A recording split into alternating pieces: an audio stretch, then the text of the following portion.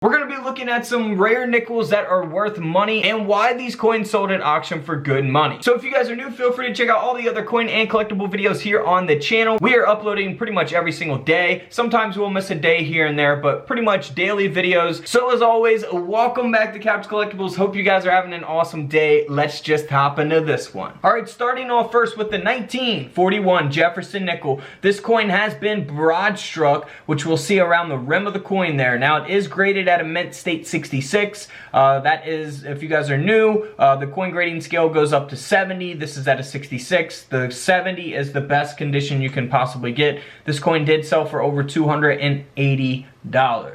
Now let's move on here to a 1941 D mint mark. Now this is really important. So we said, you know, the coin grading scale only goes up to 70. This is graded at a mint state 67 plus. It is the 1941 D mint mark. If you're not familiar with coins, the D mint mark or the S mint mark will be there on the reverse of the coin next to the building, to the right of the building. So that's for specifically here that we're looking at the 1941 nickel, or you will have no mint mark at all. This coin sold for over $1,400, and that's because of the grade, mint state 67. So there's probably not many of these out here at a mint state 67 plus. So keep that in mind with full steps. You know, here's an example of what full steps looks like. We talked about that in tons of my other nickel videos, so feel free to check that out. Can't have any interruptions or scratches or nicks or anything in the steps. They will not consider that full steps. So it's going to be super rare to have this coin in this condition. And we'll compare that here to a different coin. As we move on here, this coin is graded at a mint state 65 with full steps and only sold for around $17. So same dated coin, same mint mark, 1941D. One's a mint state 65, only 17 bucks. One is a mint state 67 plus, and it sold for over $1,400. So it all comes down to grade population. How many of these coins exist at this grade or higher, you know? If there's not many graded at a mint state 67 plus, then that's going to give it a lot of value. Now for the 1941 D mint mark, they did make over 53 million of those coins, so they're not valuable in terms of how many they actually made. But also on your D mint marks, you want to look for a repunched mint mark. So here's an example of what that looks like. You can really see it there to the left of the D. You want to look for that with your coin microscopes, which we have available on couchcollectibles.com. Link is below every single video I upload. Now here is that coin that has that repunched mint mark. It is at a famous collection, but it also has a incredible grade, a mint state 65 plus grade, with those full steps and the repunched D mint mark. This nickel sold for over $1,100. Can't beat that, $1,000 nickel. So keep in mind, if you do find a repunched mint mark and you know your coin's not in the best condition, it's not going to sell anywhere near that price. But yeah, that's definitely something to look for, a repunched mint mark there on the 1941D. Now this coin here is really cool, probably one of my favorites of the video, especially because it's been circulated. You know, it's been out in circulation and pocket change. It's only graded at an extra fine 45, so it's not a very high grade or very good conditioned coin. However, it does have a very awesome type of mint error, and that is that the coin has been double struck. And that design, of course, that was double struck is rotated in collar. So you'll see the word Liberty down here at the bottom, and then you'll see the lettering and part of the design, of course, through Jefferson's head there and his chin. Those lines, that's a result of the double strike. And if we go here to the reverse of the coin, you'll see the building design there twice, and it rotated. So, you know, double strikes are one of my favorite type of mint errors. I definitely got to get my hands on something like this. So this coin did sell for over $370. Not bad if you found this in a coin roll from the bank. Personally, I wouldn't sell it if I did. I would keep it for my personal collection, but 370 bucks, not too bad. Now, also on your S mint marks for 1941, there's going to be a large S and a small s. So here's an example of the large S. Here's an example of the small s. We'll also look at a repunch mint mark for the S mint mark here as we go. But first, let's compare some prices here. This is the 1941 no mint mark that is graded at a mint state 65 with full steps. So this coin only sold for around 40 bucks. Keep that in mind. 1941 no mint mark, mint state 65, pretty good grade, only 40 bucks. We'll compare that to another coin here in a minute. Now here's a 1941 that was struck off center, so it is a mint error. You can look for off centers on all kinds of different coins, even modern coins. This nickel sold for a little over $100.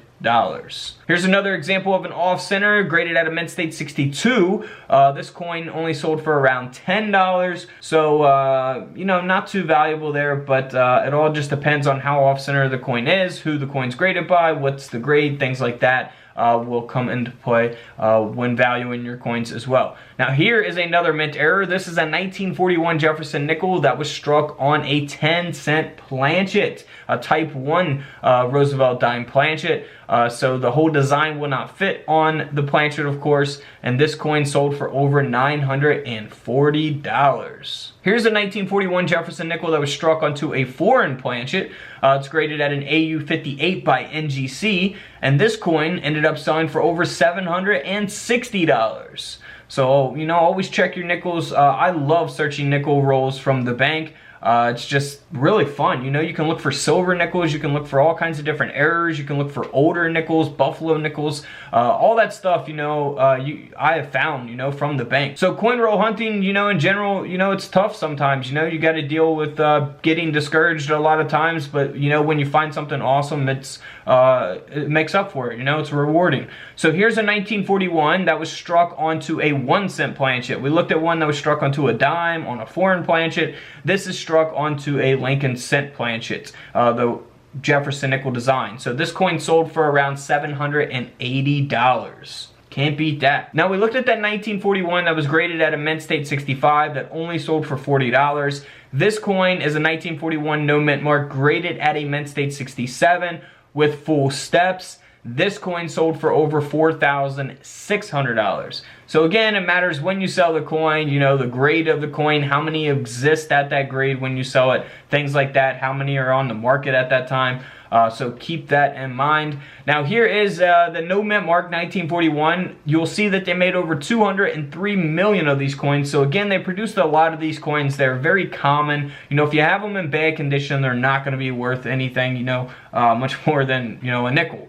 Here is a 1941 that is the proof nickel. Now this is not the regular business strike that we'll typically see in our pocket change. This is the proof version of the 1941 nickel. It almost has a perfect grade. It's graded at a proof 68. Again, 70 is the best you can get on the coin grading scale. This coin sold for over $14,000. Now this is also true for the S mint mark. So we got the 1941 S mint mark that has full steps as well, graded at a mint state 67. That's why the coin sold for over $7,000. If we compare that to a 1941 S that is graded at a mint state 64, this coin only sold for around $10.